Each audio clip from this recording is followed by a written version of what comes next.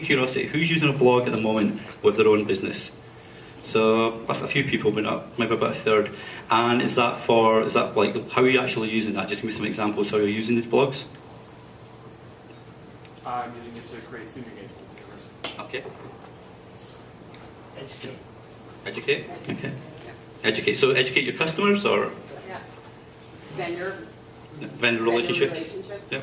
Okay, cool. So there's some people who's thinking. Oh, sorry, yeah. I was just going to say that I always post my blogs directly onto my Facebook and my Twitter, and because I work in real estate and don't always get people that are looking directly on these blogs. You just have to put it out there. Okay, cool. So you're using it more to show new listings and get new listings, upcoming open houses, just community events and anything that even restaurant reviews. Right. Okay. Cool. And out of the ones that haven't got a blog at the moment, how many are thinking of starting a blog to run with the business? So there's more there. And what's your goal with that then? Would that be to increase awareness about your brand or get new customers, or what would be? More for brand awareness. More of a brand awareness, yeah. Education and ultimately drive more traffic to the website. Right, so it looks like everybody's got the right idea then. A blog's perfect for educating your customers or new visitors to your site. And then hopefully through that you'll get new customers, new awareness, new partnerships with other companies. So a few of the things that we'll look at this morning is how to also use your blog from a marketing angle. But I know, Annette, you'd asked about SCRM. Or we'd asked about SCRM now. You did? No, I apologise. I was going through the Twitter feed to see the comments about this talk, and somebody had asked how to work in social CRM into blogging as well. So there is one in there that I managed to weed in. So that was you, wasn't it? Faking me here. Yeah, but that might have been a loaded question, Daddy. Okay, so I apologise if at the back you can't see the screen too well. The presentation is going to be made available for anybody to download and look at afterwards. But obviously we'll go through it and have questions if you need it. So I just wanted to give you some quick blogging statistics. And this is primarily from blogs in general, but there's also some business statistics. It's too early for my teeth this morning. So there's currently, depending on who you ask, if you go to Technorati, which is like the blogging Bible, if you go to Adage, they'll give you a different number. But on average, there's about 181 million blogs worldwide, and there's new blogs. There's about 20,000 blogs getting added daily worldwide. So obviously it's a big, big market, and it's important to have an angle for yourself to separate your own blog from the rest that are out there, because that's a lot of numbers to compete with. 50% of women bloggers are 18 to 34.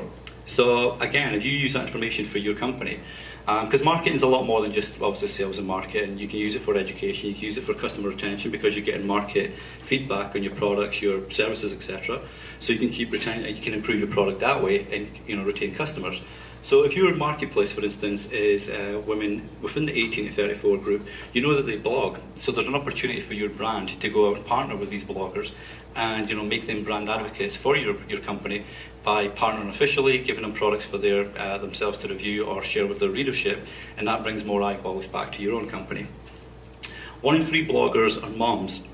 So again, my wife's, she's funny, she hates social media with a vengeance. She once did a guest blog post for me back in 2009, and she still holds true today. She doesn't understand the words. She wrote down a whole list of words, but she does blog. So I said, well, you do use social media? No, I don't.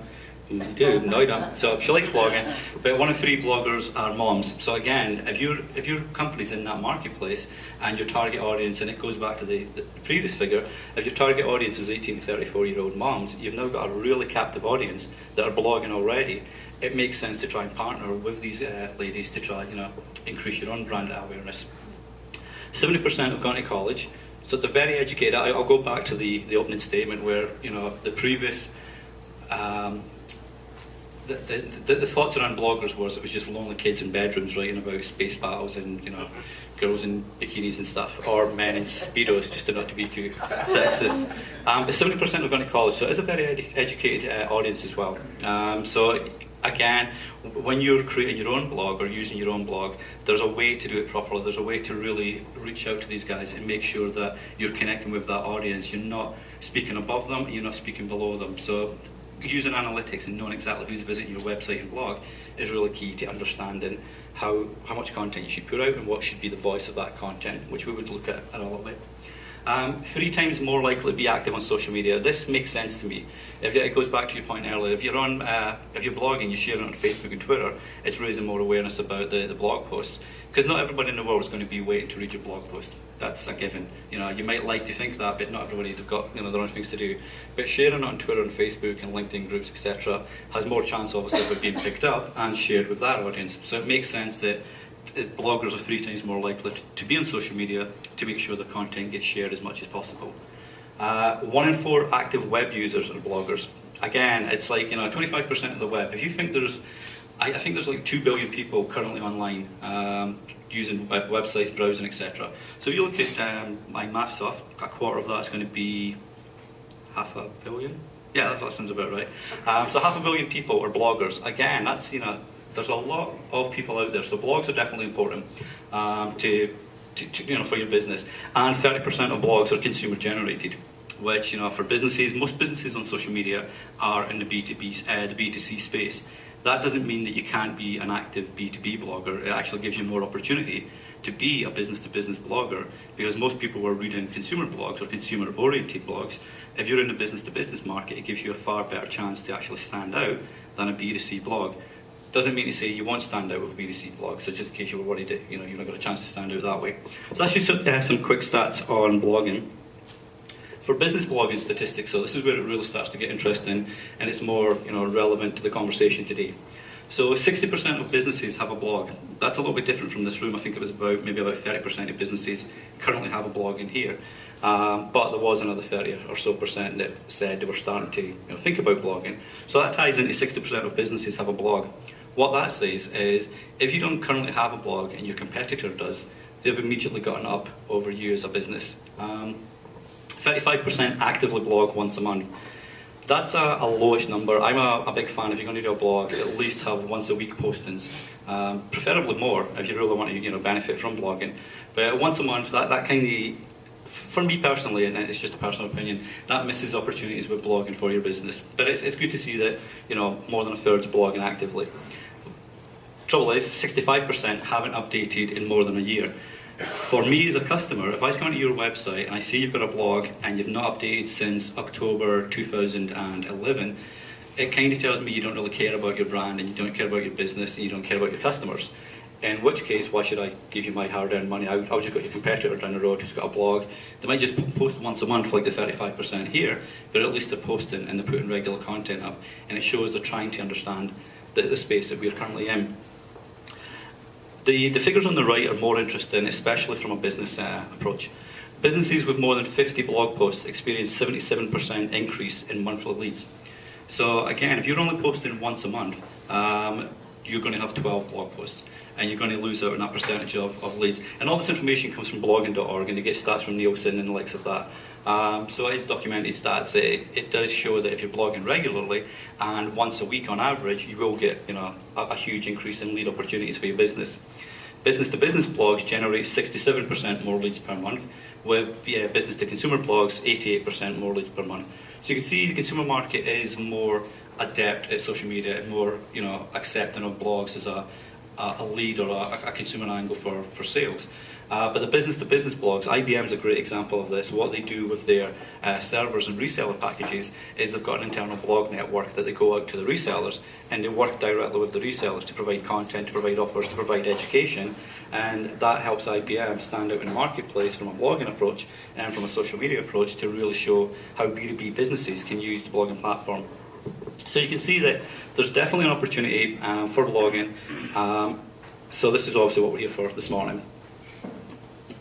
So should businesses blog? Yes, no, it depends, and that's always an answer that never really satisfies anybody for some reason. But seriously, there's reasons to blog, there's reasons not to blog, and if you're blogging for the wrong reason, you're going to probably fail. If you're not blogging, then you might not fail, and that doesn't really make sense, but it does make sense, kind of. But yeah, if you're blogging for the wrong reasons, you're wasting your time, you're wasting your energy that could be spent elsewhere to really increase your leads, your customer acquisition, your retention. So if you're blogging for the right reasons, then yes. And some of the right reasons are you've researched. Is there a need for your blog in the marketplace? A lot of companies will say, hey, everybody's blogging, let's blog. And that's really setting yourself up for failure. you need to research that your customers do actually read blogs and they do accept the fact that websites will have blogs. There's a ton of ways you can do this. You can go to something as simple as Google Analytics, which I hope everybody's got installed on their websites. Yeah? You got some analytics on your website? Please. But check Google Analytics. That will give you a great breakdown of demographics of visitors to your website. And you can see how many people are active on social. You can see how many posts have been shared, how many times a link on your page.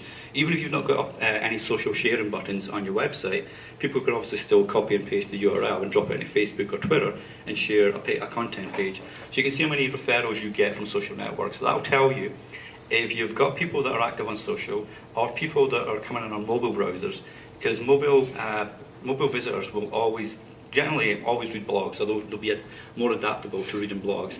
So if you've got these kind of visitors coming to your website already, it makes sense for you to have a blog. They will be up for asking that. But also just put a form up on your website, a quick questionnaire. Would you be interested in a weekly or a monthly blog that gives you details about the latest offers, specials, webinars, forums, etc. and see what kind of feedback you get. If you've got a brick and mortar store with a website, put it at the bottom of your POS receipt, just a questionnaire. Would you read a blog if we started one? Something as simple as that. And just get feedback from your customers, and that'll tell you, if you should be blogging or not. You've got a dedicated team. This won't really make sense if you're a one-man band. A dedicated team is you. You're the marketer, the salesperson, the HR person, etc.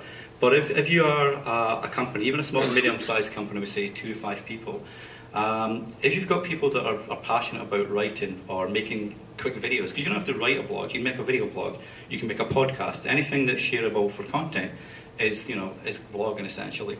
So just ask your employees, would you be interested in being part of our blogging team, and see what stuff they would bring forward.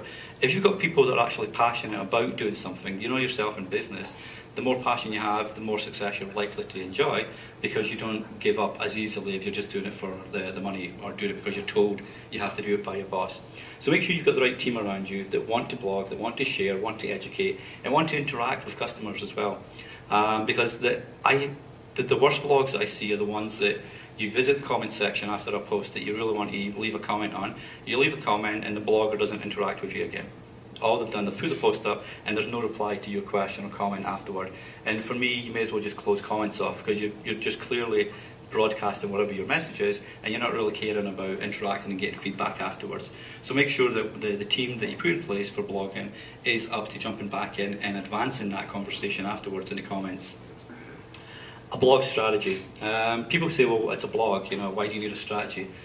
Because you're putting time and effort into it, which is money for the average excuse me, the average business owner. And if you've not got a strategy how to work this blog and what goals you actually want to achieve with the blog, again, you're wasting time. Time is money, and if you're wasting money, your business is going to drift off. So make sure you have a blog strategy and set down what goals you want to achieve. Is it lead generation? Is it customer awareness? Is it thought leadership? Is it potential partnerships with other companies in your space? Set the goals down. Have a 3, a 6, a 9, a 12-month plan to work these goals, and then revisit that at each time point and say, okay, did we meet that goal? Yes, great, we can bring this goal a little bit forward. Did we achieve this goal? No. Okay, let's change focus a little bit and go this direction. So make sure you have a strategy in place to really lock down, how your blog's going to benefit your business. A content calendar. Again, I'm a big fan of just writing when you've got something to say. If you set yourself down a content calendar, it does work, and especially if you've got a blogging team with more than, say, 2 or 3 people, because then you can drop in on a daily basis, just write 1 post each per week, but you've got content every day of the week, coming through your blog. But make sure that you're not speaking about the same stuff week in, week out, because that starts to grate a little bit. That's like going on Twitter and everybody's talking about Justin Bieber all day, and that's all that's coming through your streams. So have a content calendar and say, okay, this month we're going to be talking about, let's say it's education, and there's legislation coming through that's going to affect your customers and purchases online. So that month you can explain what's going to happen and make sure your customers are ready. Month 2 could be, this is what's happening in the summer. We recommend that you take these safety precautions, etc. So depending on who your customers are, build a content calendar around what their needs would be. Because the more you benefit your customers, at the end of the day, it's like just talking to customers in a shop. If you can help them and solve a problem, immediately you've got a bit more of a loyal customer. Same with blog readers. Make sure you measure. So again, it ties back to the goals that you set in place. Make it easy and achievable goals as well, because if you set yourself up a goal to have 10,000 subscribers, 100 comments, 1,000 social shares, and $500,000 coming through by the end of the year, that's probably not going to happen from the off. You're going to set yourself up to be disappointed, and that's why 1 out of 3 bloggers, I think, or 1 out of 3 new bloggers gave up within the first 6 months. So make sure the goals are achievable, and make sure you just measure them so you know if you're reaching these goals and if you need to sort of spin off and try something different. Be consistent. If you're going to post once a week, set that out from the start and stick to your once a week goal. If you're going to post twice a week, stick to the twice a week. If you're going to post once a month, stick to the once a month. If you're doing it once a week, make sure it's on the same day every week, because then your readers will get used to your content.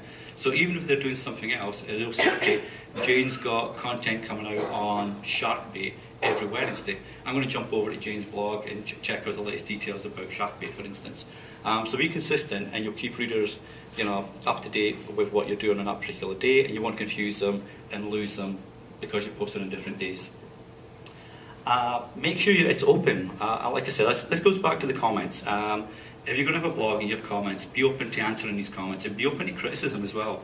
The great thing with a blog, much like social media, it's the greatest focus group you'll ever have, and it's free of charge, apart from your posting fees and etc. But you're not paying focus groups to come into your company and give you feedback. For me, focus groups don't really work, because you're paying people to come into your business and tell you things about your business, which hopefully they're being truthful about. The majority of focus groups I've worked at, a lot of people have said the answers they feel the brand wants to say, because they want to get asked back to the next focus group and then the next focus group. So they're not necessarily giving you the right answer. On blogs especially and social media, you're getting true feedback every single day, because people are just talking with friends and they're speaking the way like you and I would talk down the pub or over a coffee, and we're actually speaking about a brand properly. Use the blog comments and use the conversations on Facebook around your blog or on LinkedIn, etc., to really improve your brand's messaging, your brand's perception in the marketplace, and answer these people. They've taken the time out of their day to come and visit your blog, so just show a little bit of courtesy and answer them when they're there. And then have it aligned to your overall business strategy. This is really important, because if you set up a blog that has nothing to do with your business, it will work. You can have a blog that's just for fun, for example, and it shows the fun, quirky side of your company. But if you have it actually really aligned with your business, because you're trying to go on a recruitment drive, they can see that, okay, it's cool to work at this place, because every Friday they have a fun Friday set up. They have like beers coming into the workplace, and they have they have some games or whatever. Or we do, like, we go out once a month, for example, and we help the community. We tidy up the garbage from the lakeshore, or we help repair gates at schools, etc. So definitely show that side, but make sure that's current with your company culture. Don't say something that's one thing and then your company is completely different, because people will start to find that out, and then that's really going to impact on what people perceive about your business and your brand, which again, at the end of the day, is going to impact your potential sales from these customers. Yeah, sure. You mentioned blogging consistently.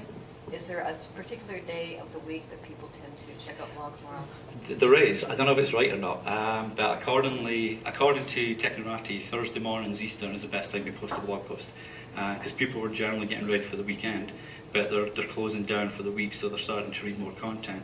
And I did an experiment where I posted a blog post once a week, just on a Thursday, and then I drop one in on a Monday. And the Thursday ones did continue to rise, and the Monday one was kind of iffy. So seemingly Thursday morning Eastern is a really good time to blog. Should I try that? Should businesses blog? Again, from the wrong reasons, no, they shouldn't blog. So the wrong reasons would be, we mentioned this earlier, your competitors are, so you should blog. That's the wrong reason. That's like saying, Apple saying, okay, Samsung's got a 10-inch tablet, we should make a 55-inch tablet because it's bigger and better than Samsung. To make sure it's right, again, you really have to have a reason for wanting a blog, and make sure it's not just because everyone else is doing it. Every business should blog. No, they shouldn't. I'd hate to think, let's say, a slaughterhouse should blog and be really graphic. It might have an audience, I'm not sure, but I wouldn't want to watch a video in the morning from the latest one. So not every business should blog. Not every business has got a story to tell. People always say that when you blog you should tell a story. I agree with that, but I don't think that's the be-all and end-all of blogging. You can have great business blogs that don't tell a story. Marriott's a great example. Bill Marriott, who's the ex-CEO, he's actually later on in there, he's got a personal blog that still ties into the Marriott story. It tells about the culture, how he built it from where it was to where it is today.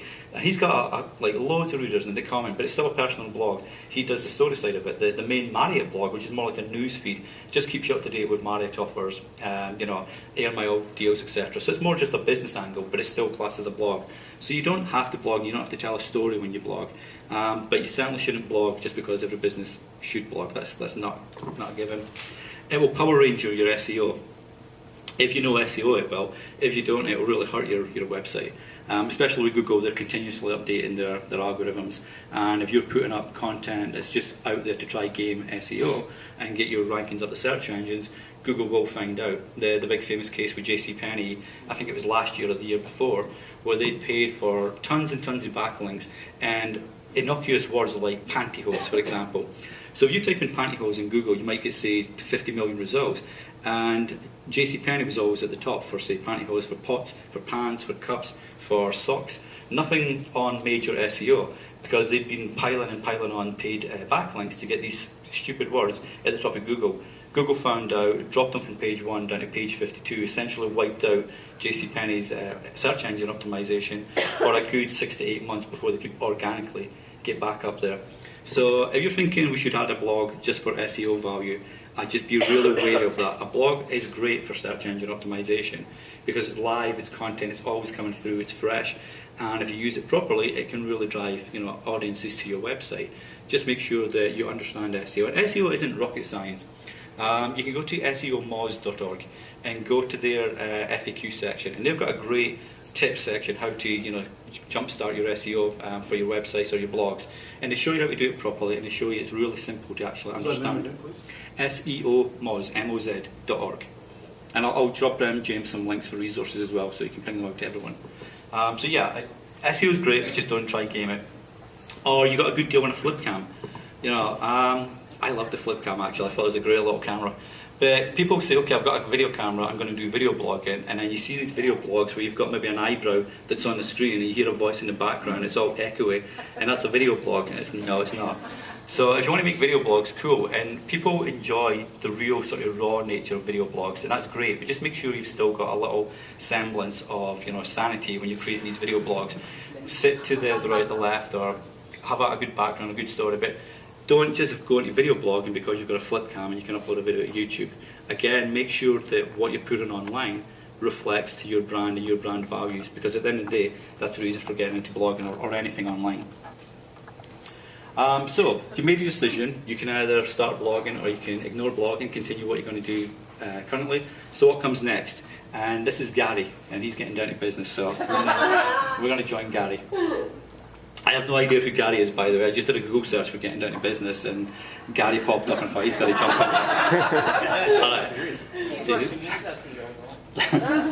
in. So the first thing, you need to set some goals. Also, the goals are dependent on what you want to achieve from your business point of view. So goal number 1, awareness. Do you want to be known as a thought leader? And thought leadership gets a bit of a bum deal online, because people say, well, you're saying you're a thought leader, who said you're a thought leader? And there's an argument about what thought leadership is really about. But if you're putting out content that people aren't really talking about, and you're offering your own take on it, and it makes sense, that's essentially thought leadership. You don't have to be, an ego-driven dictator to be a thought leader. You can just share really good ideas. So do you want to be known in a space for being the company that says, okay, the perceived understanding of our industry is this. Hi. Hello. The perceived understanding of our industry is this, but we disagree with that. We're going to offer a different take, and here's why.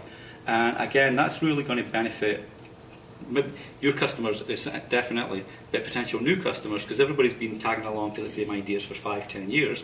If someone comes along and throws a fresh spin into the works, that's immediately going to perk people's curiosity and drop them over to your blog. So thought leadership, awareness.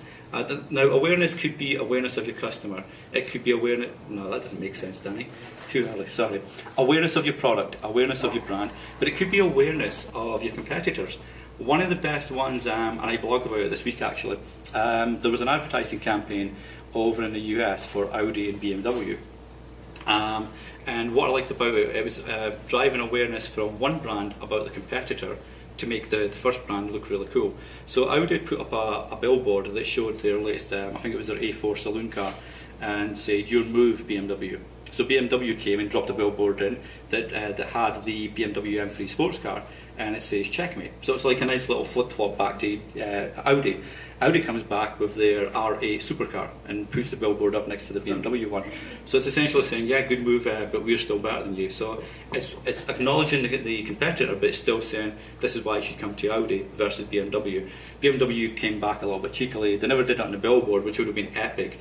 But they photoshopped the picture of these three billboards and stuck a blimp up that had a BMW F1 car. So obviously an F1 car is going to beat any supercar. So it was kind of a really cool way. But awareness doesn't have to be awareness of your product directly. It can be highlighting what competitors are doing and sort of dropping the idea that competitors are doing it wrong or not being quite as smart as you guys are.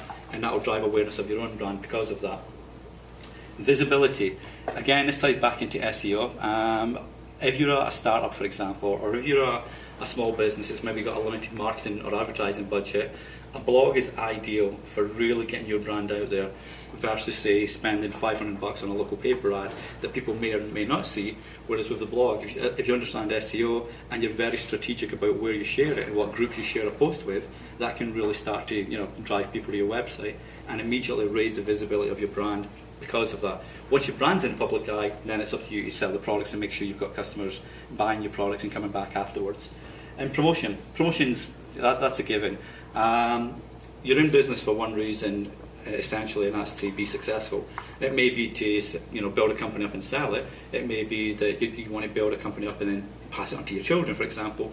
But to do anything like that, you need to be successful. To be successful, you need to promote what you do, or else nobody's going to come and visit you. So blogs are great for promotion. So the number one goal, if you want to set it out from awareness point of view, is your thought leadership, awareness, visibility, and promotion. Once you've got that sorted out and how you're going to do that, that would jump forward to part 2, which would be product sales, leads, and acquisition. This comes down to the real nitty-gritty of business. Does your blog and your website offer an e-commerce option? If so, can you drive that e-commerce?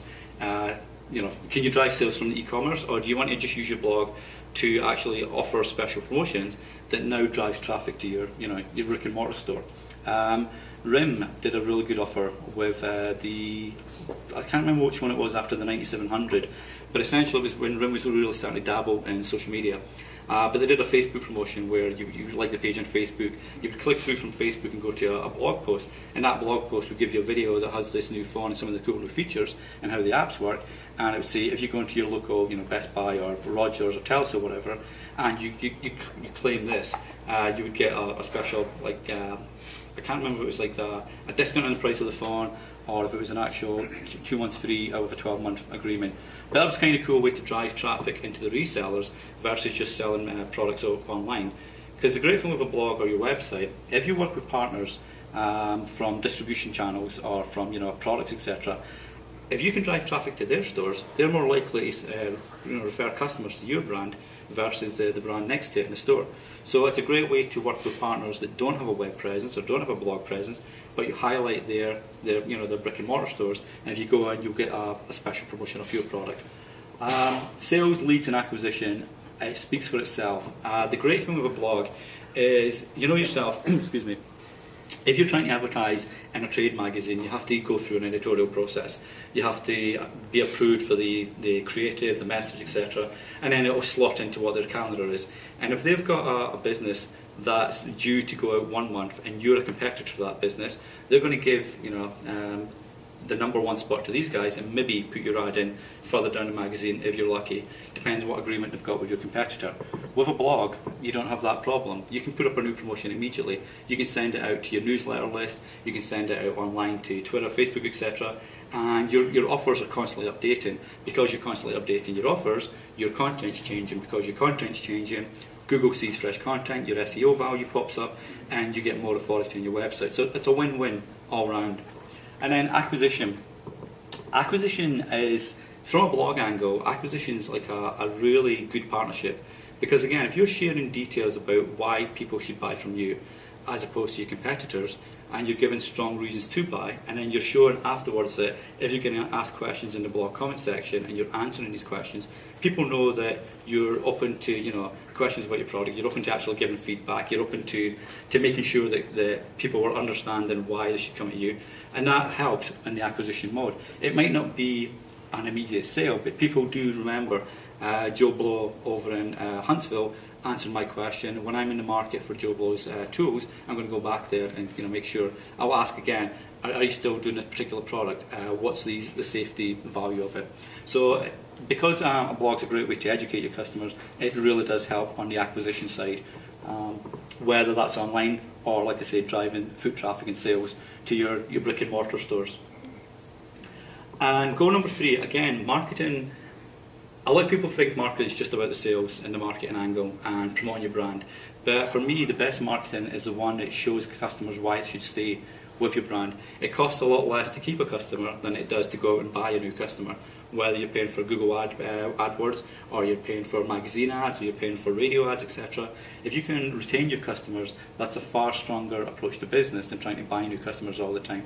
And if you keep customers, it means they're happy. If they're happy, there's a good chance they're going to tell their friends why they're happy, which again comes back to the acquisition model for new customers. So retention.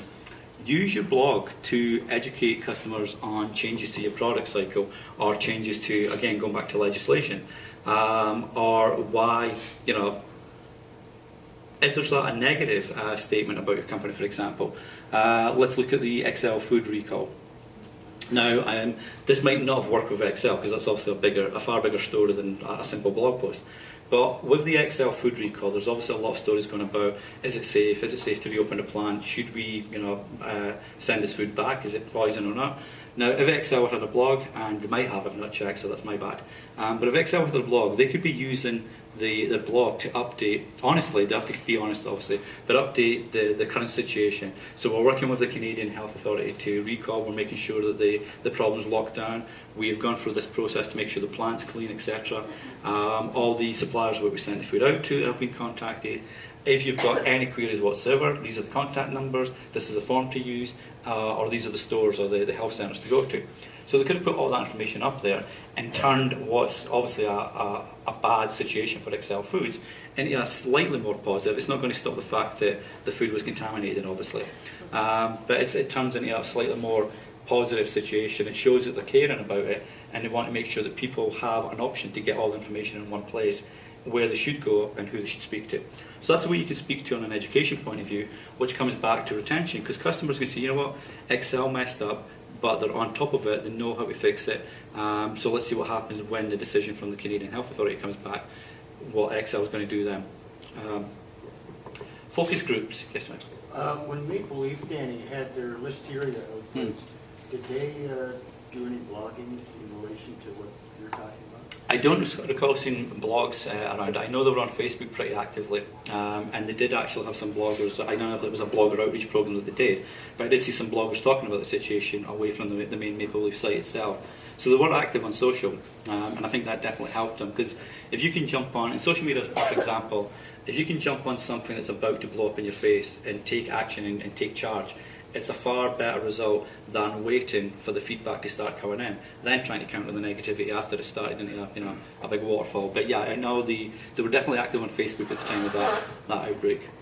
Thank you. Focus groups, like I say, blogs, social media and blogs are the most ideal focus groups you'll ever have.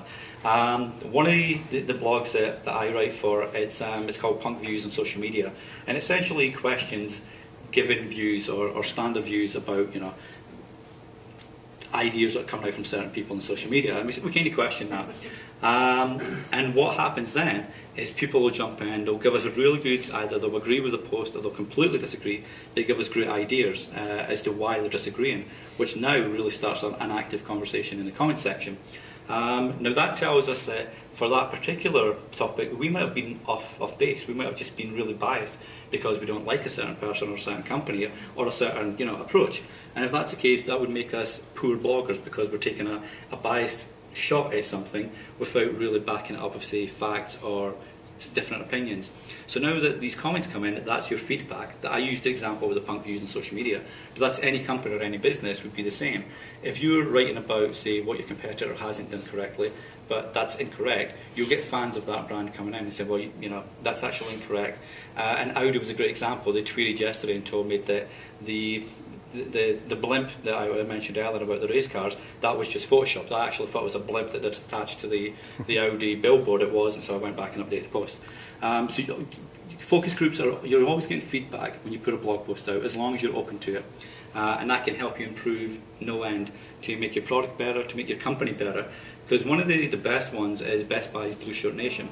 It's not a blog per se, but it's an internal website that allows employees to really get online and speak to each other about how to improve Best Buy's products and services for the customers.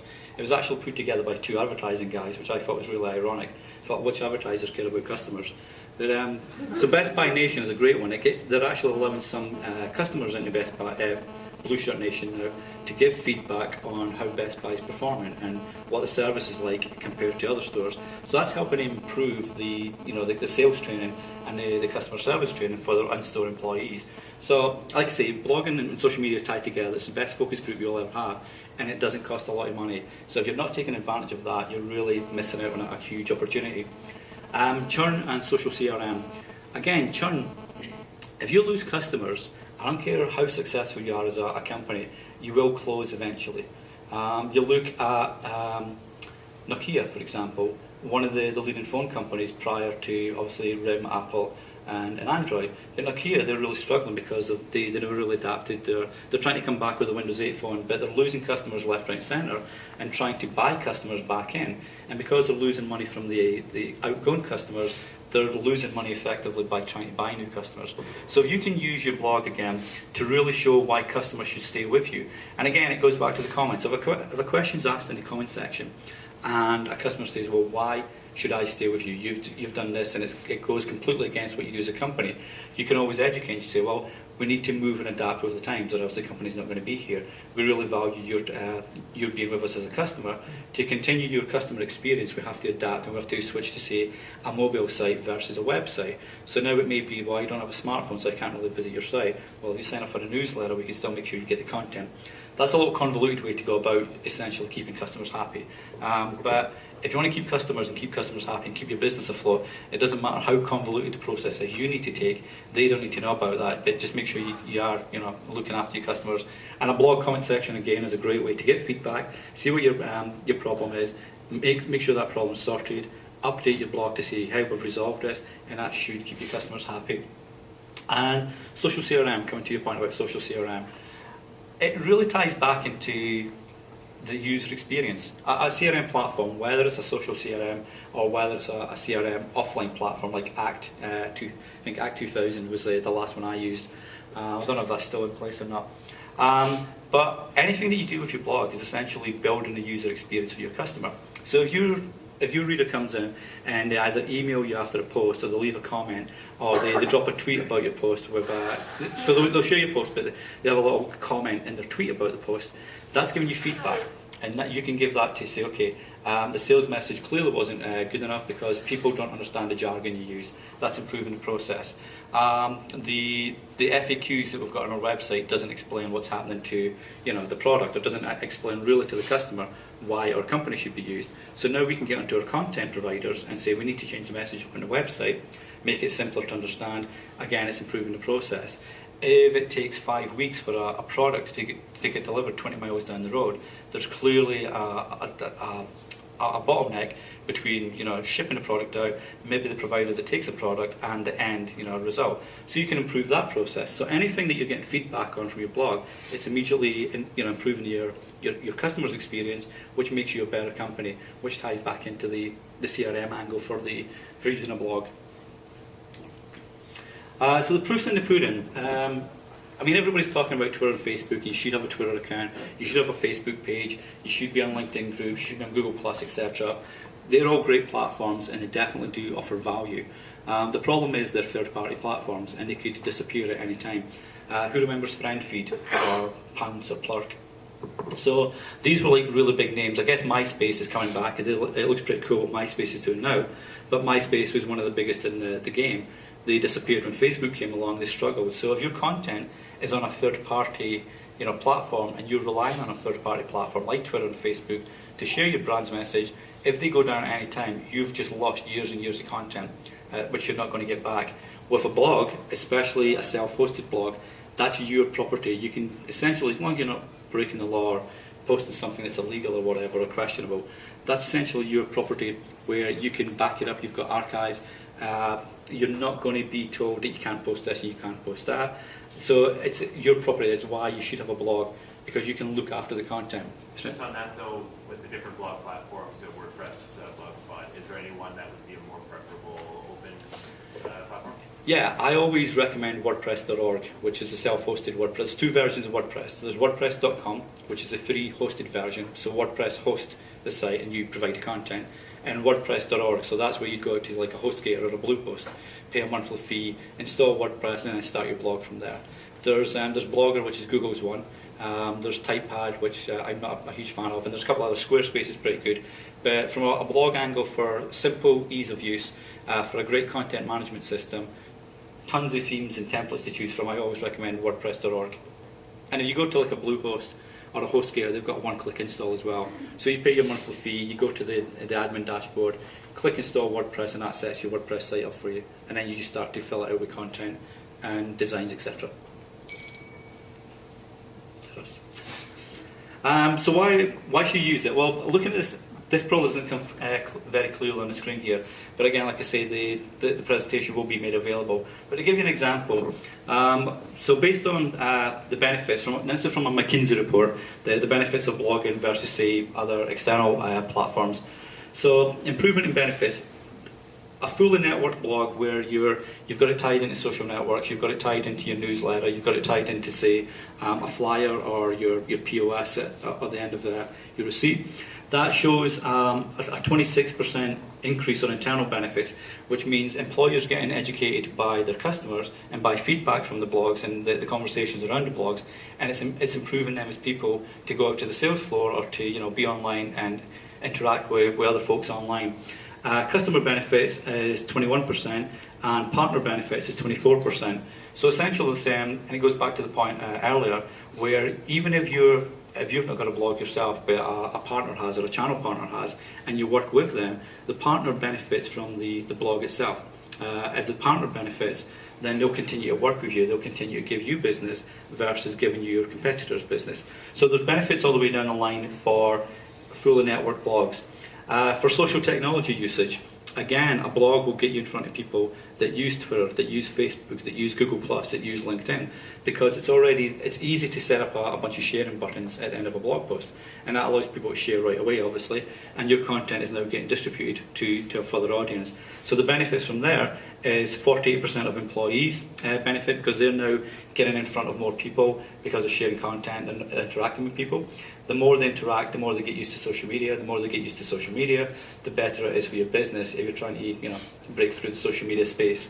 And then the number at the bottom is real interesting, because I'm a big fan of, if businesses are going to blog, allow anybody that wants to blog to be part of that blog. Don't just say, okay, John, Jane, Sue, you're going to blog. I hate blogging, I can't write. It doesn't matter, you're going to blog. That's really going to set your blog up for failure immediately, because you're going to see, wow, this person really doesn't want to write this post. It comes across in the tone of a blog post, whether the person believes in what they're saying or not. The more believable a blog post is, the more it's going to get shared and the more it's going to get referrals for your business or for your company or for your employee. So the integration part is 80% of respondents to this particular survey by McKinsey said it improved their job. The fact that they could actually go and release some thoughts and share that with an audience and actually see people reading that and then talking about it afterwards made them feel better about what they were doing. And it showed that, well, I've got actually bringing value to this company. The company's allowed me to express that, and I'm getting people agreeing with that. Now I know that I've actually got value, and what I'm thinking isn't just some made-up fluff. It's actually relevant to the company's audience. So if you get your internal employees happy, it makes sense that they're probably going to stay with you versus a job at a competitor down the line. So just to give you some examples of business blogs doing it really well. I mentioned Bill Marriott earlier. Bill's awesome. He's about, I think he's about 80 now. He's getting close to 80. And he blogs maybe twice a week. And all he does, he highlights guests. He highlights the human stories from the Marriott hotels. So this particular one, it was just this week actually, A Tale of Two Guests. And this was showing some of the regular guests that went to a specific Marriott hotel. The hotel manager let Bill know. This is the CEO of Marriott. He's worth a fortune. So he shared the photograph of this particular couple that like to go to this hotel. So it's a way to show, you know what, we're a big multi-million-dollar conglomerate, but we still care about our guests, and we still care about their user experience, because they're the guys that turned us into this multi-million-dollar company. So Marriott on the Move is a great one to check out, even if you're not interested in the hotel space, just to see how a business blog can be a really interactive and more human blog. That's a great one to check out. And again, like I said, I'll bring some links over to James to share with you. Ford Blue Nation. Ford's really come along. Ford US anyway. Ford Canada's just starting to dip their toes into social media, but Ford US has really come along in the last 2 or 3 years and used blogging and social media to really get their name back out there after the debacle of the big three, that almost went bust. Now Ford use blogs really well. They use it to promote new products, obviously. They use it to share benefits of working at Ford, why you should work at Ford. But they also tell the stories again of just normal customers. So they'll work with the dealerships and they'll ask, okay, who bought a Ford Focus last month? Are these guys on any networks? Can we write a story about them? And again, they'll highlight, for example, driver story, Danielle in a 2013 Ford Escape. So essentially, it's sharing examples of people that are driving new products, and they're going out and telling their friends what they thought of Ford. They're giving Ford feedback and saying, I'm not a driver, essentially, so I don't know whether this is going to be right or not. I love the feel of the chassis when it went over bumps. So something like that. That's probably not even true. But they're using that to really get feedback on the products and improve the products. So Ford's another great example of a larger company that's doing great stuff with a sort of smaller approach. And then Threadless. Who's heard of Threadless or used them before? Yeah, I love what Threadless does. This is the ideal, perfect example of a crowdsourced idea. Essentially what Threadless do, they allow you to upload designs for t-shirts, and they let the community vote which t-shirts are going to be the chosen ones, and then they pick the top 5 and they put them into production, sell them on the site. 50% goes to Threadless, 50% goes to the designer of the t-shirt. Now they're always using out design challenges. They're always using almost like focus groups to say, okay, what can we do this month where we're known for designing t-shirts, but what can we do to get to a different audience? Should we start designing boxers, for example? Should we start designing surfing shorts? So Threadless use their blog, and a really cool way to get user feedback as to how they're doing from a design and a competition angle, and how they could make it better. So again, like I say, if you can involve your community, whether that's your blog readers, that could be customers or not, it gives you immediate insight into what your customers existing would like and potential customers may like. If you can drag new customers over, obviously it's growing your brand and it's keeping existing customers happy. So to recap, make sure you research the reasons why you want to blog. If you're not researching and you just go out there willy-nilly and set up a blog and expect people to come and read it and share it and be blown away by it, you're probably going to be really disappointed. Have a strategy. You have to have certain goals as to what you want to do. It doesn't even have to be, bringing money into the coffers. It can just be making sure that your brand is identified as a certain business and a certain way, or a certain culture, and employees are a certain, people to deal with in store, etc. So make sure you have a strategy and stick to that, and make sure you set the timelines out how you're actually going to achieve the strategy. Be consistent. Don't confuse your audience. As there's a little restaurant back in Burlington that had the most awesome greasy food menu. I always used to go there because I knew if I wanted comfort food, I would go to this I would go to this restaurant and I know I could get eggs, chips, beans or whatever, really healthy British food. And they changed their menu without telling anybody. You went in one evening and it was all salads and Greek food. I thought, okay, I like Greek food, but where's the greasy food? So I was confused. I thought if I went to the right restaurant, and I had, and they changed things without giving prior notice. So use your blog to be consistent, have a really consistent voice and message. And if you are going to change, bless you. If you are going to be changing your approach, if you're moving from say textual blogs to video blogs, just make sure audiences are aware of that and they're expecting to come in the next time and see a video blog, because a lot of people don't like video blogs.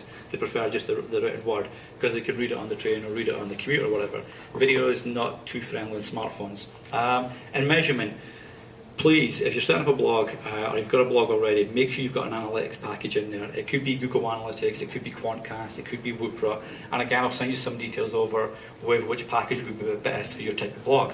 But you need to know what traffic's coming in, you need to know which search words are bringing people to your blog, you need to know what people are doing while they're on there and where they go afterwards. If you don't know that, then you're essentially, again, you're shooting blindly, and that's really not going to help you make a successful blog. And that's that, I think.